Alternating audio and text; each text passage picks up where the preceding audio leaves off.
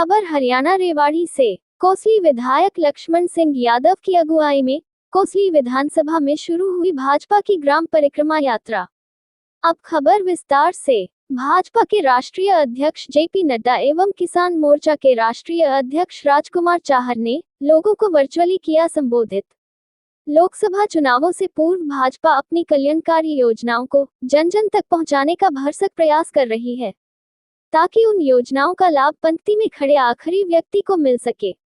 इसी कड़ी में पहले विकसित भारत संकल्प यात्रा, फिर गांव चलो अभियान और आज से भाजपा के राष्ट्रीय अध्यक्ष जेपी नड्डा व किसान मोर्चा के राष्ट्रीय अध्यक्ष राजकुमार चाहर ने किसानों को प्रगतिशील बनाने और उनकी समस्याओं का समाधान करने के लिए 1 महीने तक चलने वाली ग्राम परिक्रमा यात्रा की शुरुआत वर्चुअली संबोधन से की। और पहले दिन विधानसभा कोसली के बरेली खुर्द में इस यात्रा को कोसली से विधायक लक्ष्मण सिंह यादव की अगुवाई में शुरू किया गया। इस मौके पर भाजपा कार्यकर्ताओं के साथ किसान मोर्चा के जिला संयोजक बलजीत यादव मुख्य रूप से उपस्थित रहे। कोसली विधायक लक्ष्मण सिंह यादव के अनुसार भाजपा की ग्राम परिक्रमा यात्रा का उद्देश्य हर गांव तक जाकर किसानों की समस्याओं को सरकार तक पहुंचाकर उनका समाधान करना व सरकार की किसानों के लिए चलाई जा रही कल्याणकारी योजनाओं को उन तक पहुंचाना है। उन्होंने लोकसभा चुनावों की तैयारियों पर कहा कि भाजपा हमेशा चुनावों के लिए तैयार रहती है और अब भी पूरे तरीके से तैयार है। उन्होंने विपक्ष पर निशाना साधते हुए कहा कि विपक्ष की बहुत सी पार्टियां तो संगठन तक नहीं बन सकी, जबकि भाजपा ने पन्ना प्रमुख का भी मजबूत संगठन तैयार कर दिया। उन्होंने विधानसभा चुनावों के लिए खुद को एक बार फिर कोसली से तैयार कर लिया है और उनका कहना है कि भाजपा का कुनबा लगातार बढ़ रहा है और टिकट मांगना सभी का अधिकार है, लेकिन उसे तय करना शीर्ष नेतृत्व का काम है। उन्होंने कहा कि 16 फरवरी को देश के प्रधानमंत्री नरेंद्र मोदी माजरा में एम्स के शिलान्यास करने आ रहे हैं, जिसे लेकर लोगों में काफी उत्साह है। उन्होंने उन किसानों का भी धन्यवाद किया जिन्होंने अपनी जमीन एम्स के लिए सरकार को उपलब्ध करवाई। हरियाणा रेवाड़ी से आदर्श शर्मा की रिपोर्ट, न्यूज़ अवीपी से।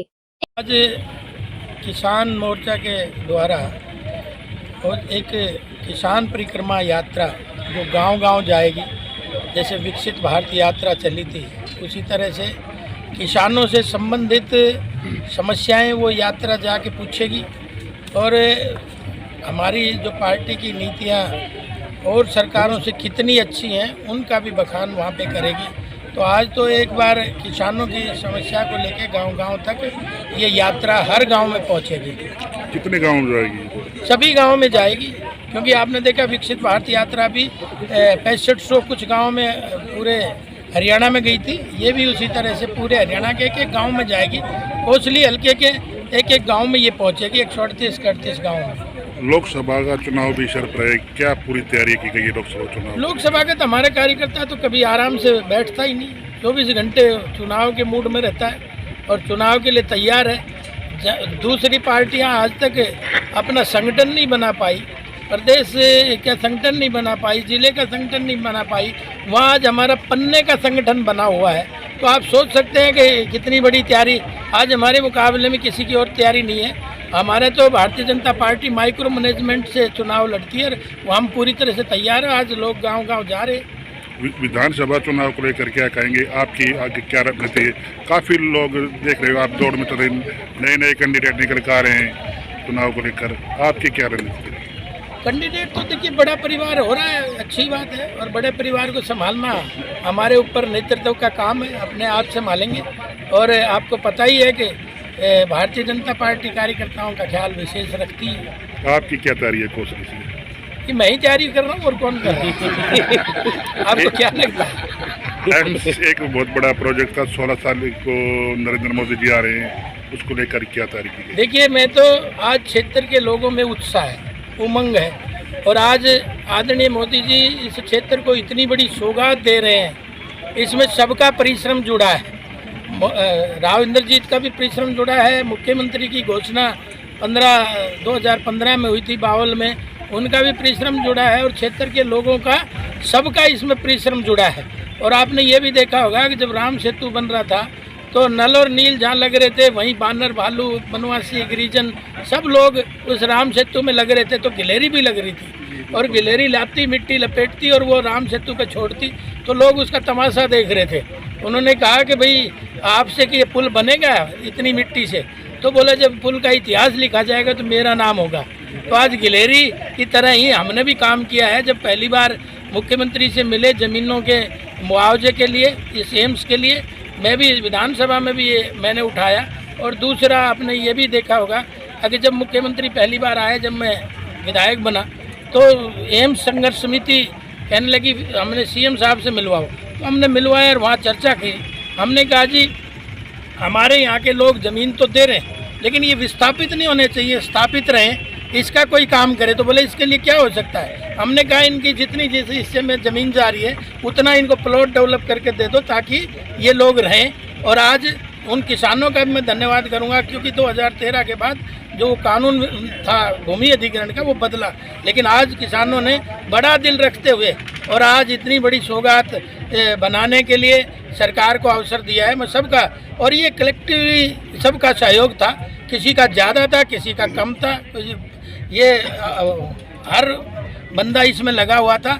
इसीलिए वो साथ साथ जब चलेंगे तो ही इतने बड़े प्रोजेक्ट कामयाब होते हैं। और उस कड़ी में आज हम, क्योंकि कांग्रेस निरंतर कहते थे अगर मंदिर ज़रूर बनाएंगे लेकिन तारीख नहीं बताएंगे, आज मंदिर भी बना, तारीख भी बता दी, सब कुछ। ये ऐसे ही कहते थे एम्स बनेगा कब, तारीख नहीं बताएंगे।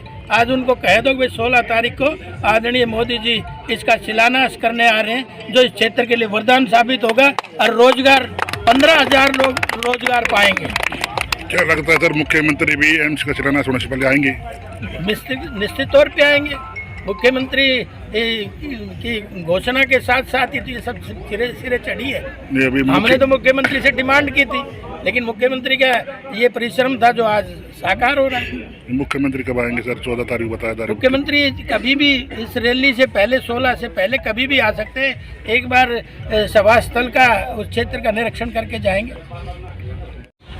भारतीय जनता पार्टी किसान मोर्चा की देशव्यापी ये यात्रा शुरू हुई है, जो 1 महीने तक विभिन्न गांवों में जाती हुई और किसानों के बीच जाकर के चौपाल लगाना, और उसमें हमारे भारतीय जनता पार्टी के नेता अपने किसानों से संबंधित जो समस्या है उनको सुनेंगे, और जो कल्याणकारी योजनाएं किसान से संबंधित, चाहे वो किसान सम्मान निधि हो, चाहे किसान क्रेडिट कार्ड हो, चाहे फसल बीमा योजना हो, तो ऐसी योजनाएं जो केंद्र सरकार और राज्य सरकार ने शुरू की है उन योजनाओं के बारे में विस्तार से बताएंगे, और उनसे किसानों से भी फीडबैक लेंगे कि कैसे और अच्छी योजनाएं बन करके और अच्छे विकास कार्य हों।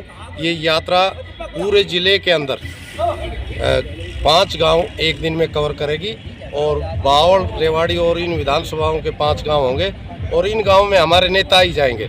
जैसे गए वहाँ चौपाल लगाई, सब किसानों को इकट्ठा किया, जानकारियाँ दी, और वहाँ पर गौ पूजन और जो कृषि यंत्र पूजन करके और उनकी समस्याओं को सुना जाएगा।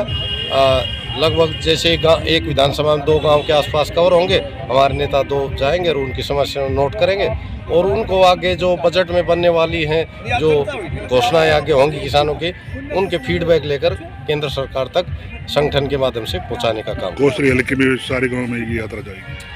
ये 30 दिन चलेगी, 30 5 150, 5 दिन एक कवर होंगे, तो रेवाड़ी जिले के 150 के आसपास गांव कवर होंगे। तो कोसली विधानसभा के लगभग 50 गांव के आसपास हम मोटे मोटे जिनमें हैं उनमें कवर करते हुए इस यात्रा को शुभारंभ आज से कर लिया है। कल से, आज तो ये लाइव संबोधन करके शुभारंभ किया है, कल से ये यात्रा क्या है, जो लीडर है हमारे सीनियर लीडर गांव में जाएंगे और समस्याएं किसानों की सुनेंगे और कल्याणकारी योजना के बारे में। कहीं लगता है विधानसभा की तैयारियां चल रही है? हाँ जी, इससे पहले जो संकल्प यात्रा थी, विकसित भारत संकल्प यात्रा, वो प्रत्येक गांव कवर किया, और गांव चलो अभियान के द्वारा प्रत्येक बूथ को हमारे कार्यकर्ता ने एक दिन रह के कवर किया।